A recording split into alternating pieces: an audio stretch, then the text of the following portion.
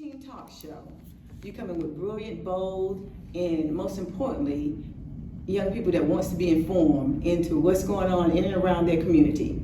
So sit back, relax. They have special guests here. We invited some candidates who's running for office. All were not able to come, but we thank God for those who did select to come and join us today. Hello everyone, my name is Johna. I am the president of the Scotland County NAACP Youth Council, and with me I have Destini Hill, who is our Get Out to Vote chair, and we have two gentlemen here today that we'll be interviewing and will allow them to both introduce themselves to you all. Whoever would like to start. Good afternoon, I'm State Representative Garland Pierce, also pastor of Bright Hope Baptist Church. I've been a part of this community for 30 years. When I came here 30 years ago to pastor the church, I've been involved in the community, and I'm seeking re-election again for House District 48. But I'm delighted to be here with these young people as they come together this afternoon for more information. Thank both of you for inviting us to be with you today. And, my name is Whit, Gibson. I'm currently on the Board of County Commissioners. I am finishing my 8th year. I am running for re-election to that post. Earlier, I actually was the Clerk of Superior Court of Scotland County for 27, almost 28 years. So I have run for office almost continuously since 1982. I've enjoyed my service in Scotland County. I grew up here. I left for about 15 years. I always said it was a great place to grow up and raise kids. I did one and I came back to do the other. And all the times that whether it was clerk or as commissioner, whenever we've had an opportunity to include young people, whether it's through a chamber event or something like this, I think it's always a good opportunity for us to touch base with the young people in our community and try to answer their questions. Because I think for most of us, we probably got involved earlier in life through something very similar to this. So I thank the two of you for being here and all that you do. The first question that we have is for both of you, and it is, what is your overall mission for your future in your positions, but not only in your positions, but personally, what is your mission and how you're going to impact our community in the future? Thank you for that question. My position is just I'm a constituency-driven legislator. By that I mean, I'm always, if anybody calls my office in Raleigh, I'm always trying to get on top of that issue for them. And you'll be surprised the issues that people call me about in Raleigh. And I'll just look forward to just helping the community when there's opportunity to bring funds back to Scotland County and the city of Laurinburg and the Wagram, those areas, any type of finances. But presently, we're dealing with the school board, the school system, and other funds that come into our county to make a difference. And so that's what we're doing right now.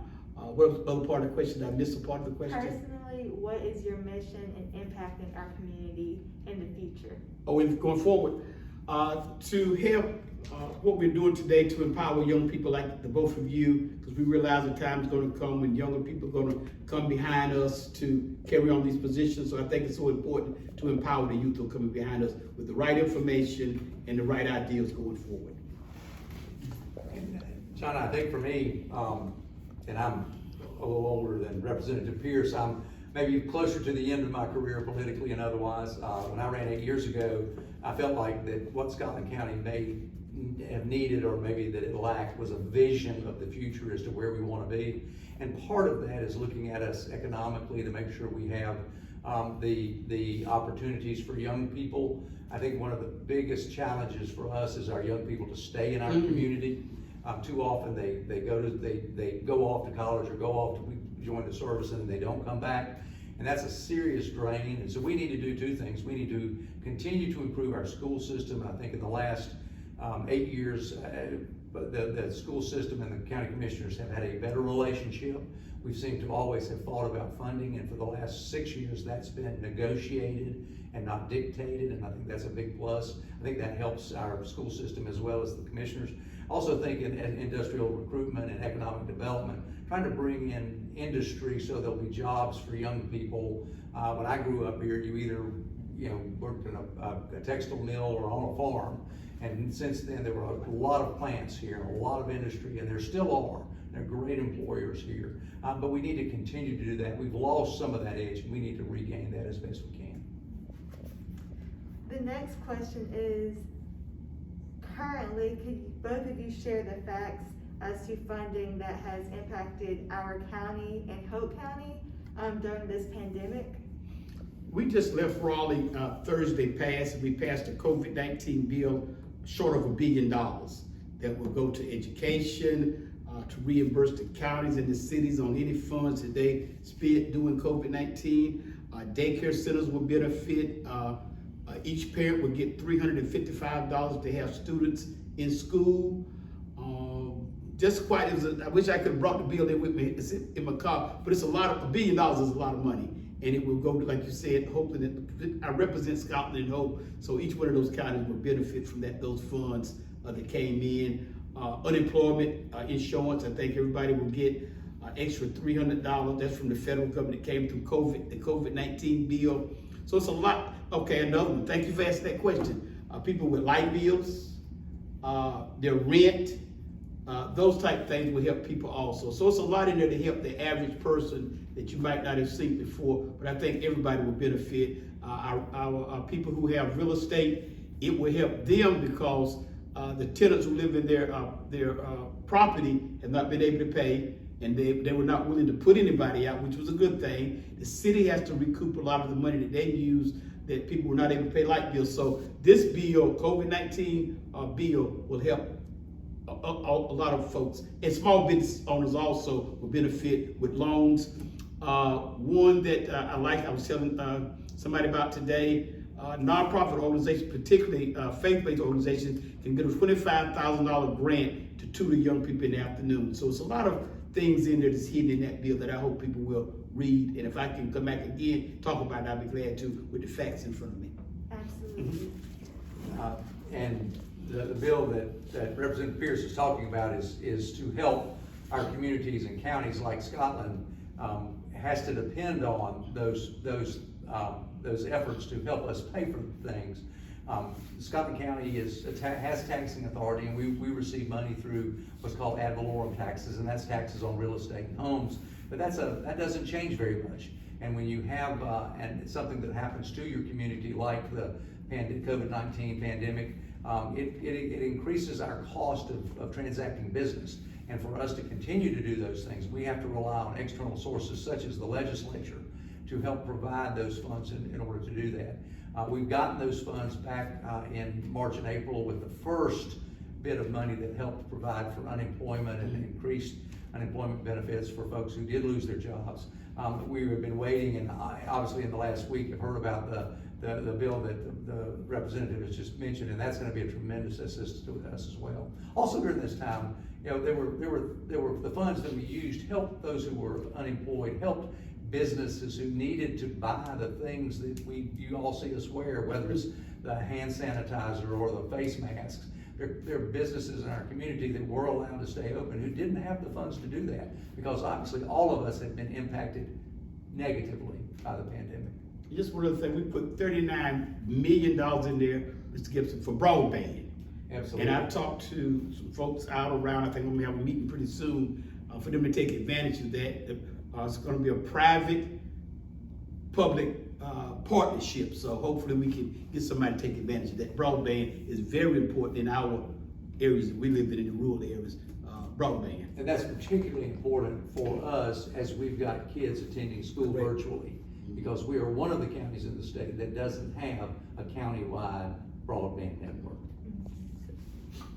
Destiny, would you like to ask our third question? Yes. In your opinion, what are the best and healthiest ways to stay informed about everything that is going on in both counties? And what, as a young person, what can we do to make citizens make a positive change? Number one, I think events like we're doing today, people will take advantage of that. Facebook, we know Facebook is out there. Also, our newspapers and our television stations put out a lot of valuable information that people take, and our radio, Hometown Radio 1300, and our radio station in Hope County also gets the word out. So I just think there are a lot of people who are not aware of things that's going on, Sister Loretta, but I think opportunities like this today, it will get the word out more and more to our community, because there's a lot of things. Being that we get Channel 15 News, a lot of people they get more South Carolina news than they do North Carolina news. I had to change the Spectrum TV to start getting North Carolina news. So I think that's kind of the divide. So that's why broadband and other things are important to get everybody North Carolina news. Law Hill folks tell me they have to get 15. And a lot of people get 15, so they're not aware of a lot of North Carolina news. What's the second part? And I'll let guy. How can we as citizens what can we do as citizens to make a change in young people?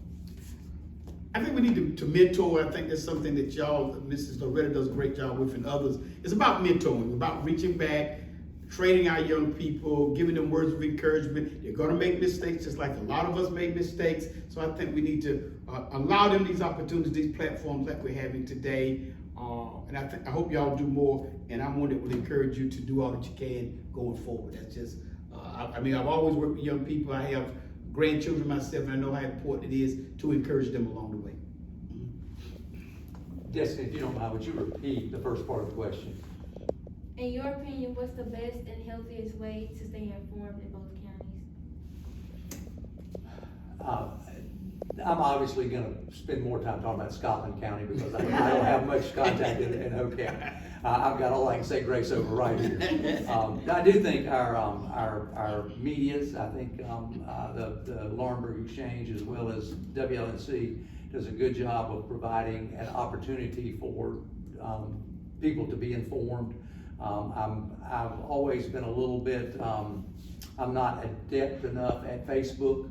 I know like I said, I'm a little older and I don't do a lot of things on Facebook.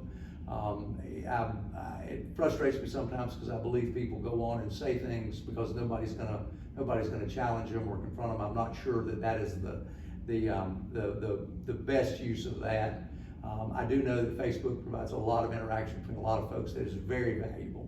And I know that my wife and some other folks spend a lot of time on it, and it's a great way for people to communicate. In regard to young people, my experience has been, I coached kids when they were playing baseball coming up and all kinds of sports. My wife is currently the director of youth at our church. I've always enjoyed doing that. I was a scout leader for about 30 years. I think that mentoring young people is something that we need to do a better job of. I think that the opportunities that I felt like used to be available are not quite as abundant as they used to be. I know the churches do so much of that, and I don't think anybody can do it any better than they do, but they don't have the capacity to reach everyone because a lot of the people don't reach out to the churches. Will you ask our fourth question, please? What advice would you give to a young person who is interested in becoming a member of the House of Representatives or intern? Well, going back to the first part, I think you need to be to learn about what the position would be about. I think this go up to the General Assembly, make sure that's something you want to do. Tour the building, sit in on sessions both on the House and Senate side, and get to and talk to some of the representatives to see what your issues might be going forward. So, and I think be well read. By that I mean study about it, learn. You have to have reading is very important when you're a legislator because you have bills sometimes. You got to be a reader, a great reader. An intern, I can allow a youth to come up and be what they call a page. You will come in on Monday afternoon and stay to Thursday evening. That's what they call a page.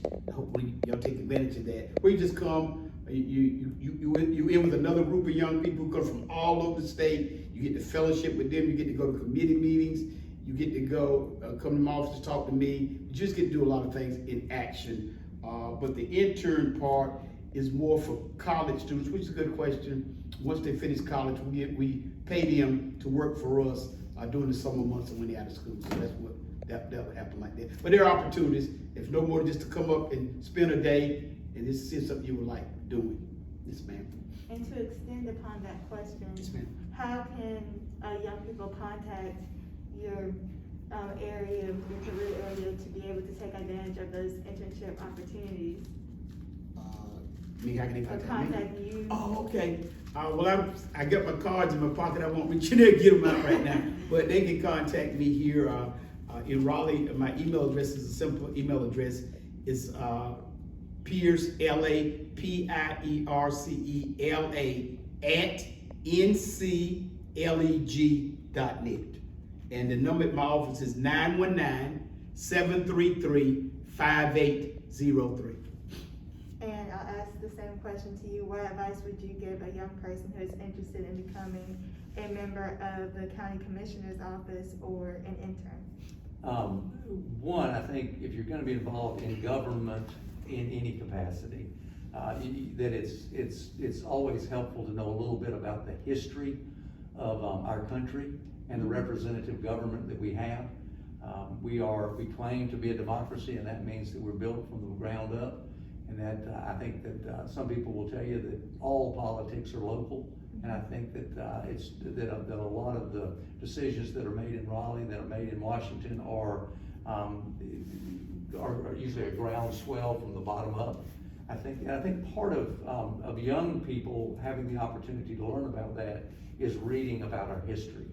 And I think as Garland has just mentioned, I think reading is just a great pastime. I think it's a great skill. I think it's essential to be really successful in life, both being able to relax as well as being able to learn. And I think to learn about our country and how we developed into a democracy, and the men and the women who have constituted and continue to make, I think this is the 100th year anniversary of the women's suffrage movement. Those things don't just happen. People make those things happen. Young people make those things happen. And they find out what's missing, and they work to make it better. And that's what makes our system work, and that's what makes our country better. And I'll ask the next question.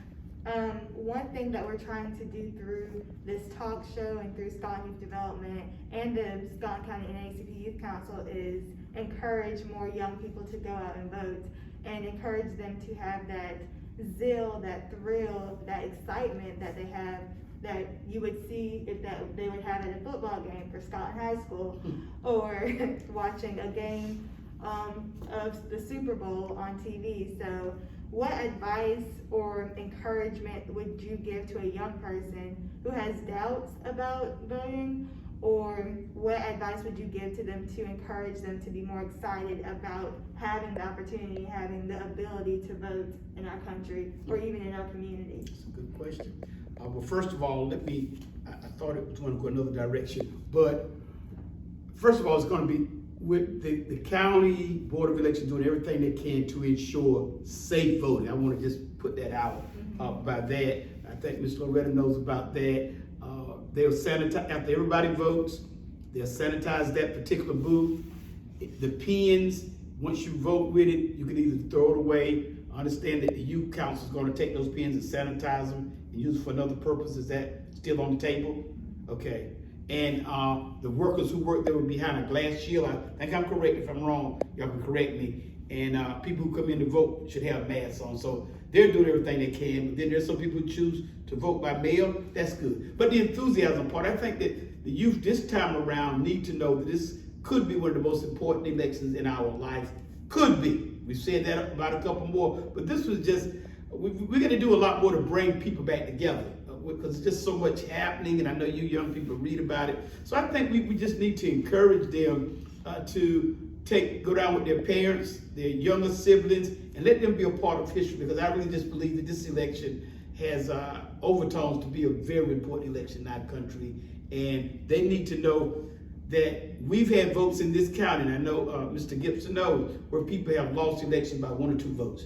And I'd hate to think that, and I'm not promoting any candidate tonight, but I'm just saying your vote counts. And I think if you don't vote, don't talk politics. If you don't vote, don't complain about a lot of things, because your vote determines a lot of things that you deal with in your life each and every day. So I think it's important that everybody need to take advantage of that, and whichever way you vote, that's your call, but I think you need to be engaged and involved. And I think our young people need to get fired up and ready to go about voting. So I hope y'all will continue to encourage y'all's age group, a little bit older than you, I know, to encourage them to go vote. But I just think it's just that time, and I think the time is now. And I think our young people are going to really be engaged. I'm going to believe that this afternoon they're going to be engaged. I want to repeat the same thing. I think that our country is going through a trying time right now. And it's not just a trying time because of the pandemic. It's a trying time because of some of the events that have occurred and the responses to it, whether it's the protest marches or the folks who are the law enforcement and the military that has had to go in to try to quell those things. I think we are at a very critical point right now. And I believe that our young people are going to inherit this world and have a lot at stake in this. And I think they can see what needs to happen, and they have the right to make those decisions. And I'm not advocating one side or the other than I think if we don't vote, if I as a 71-year-old don't vote, I don't have a right to complain about the world I live in. And I think and I know you can't vote, but if you're old enough to vote and you don't, you're missing an opportunity to make a change. And Garland's right. We've had lots of elections in this state, and some even in this county, where one vote made the difference who got to serve. So people's votes do count. And I just think we just need to be encouraged, and things are going to get better. And I think if we're not careful, we keep talking doom, doom, doom, people will see no reason to vote, Johna. They'll just say, well, my vote really doesn't matter. It's going to be the same old, same old. We need to get rid of that kind of attitude in not only youth, but our adults also. And I think adults need to lead the way as it relates to going to vote.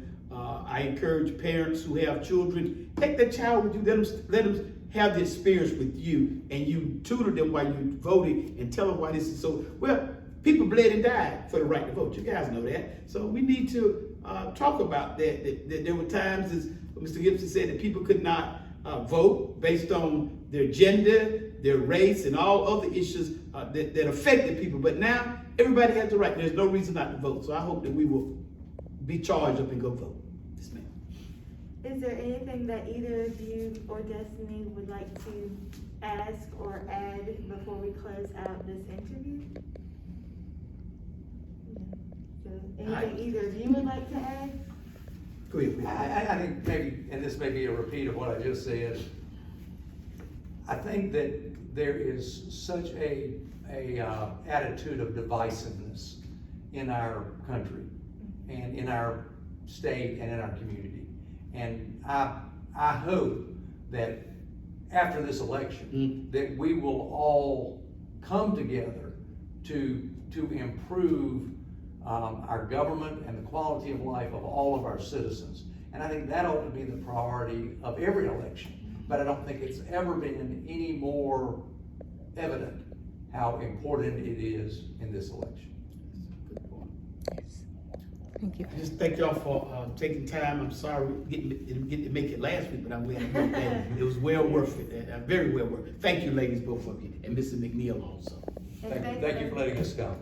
And thank both of you for coming here. And let me add before we close that our priority is for young people to gather the facts and to become informed, educated citizens. And we do thank you for joining us today. Lastly, are there any additional words? No? Okay. Thank you.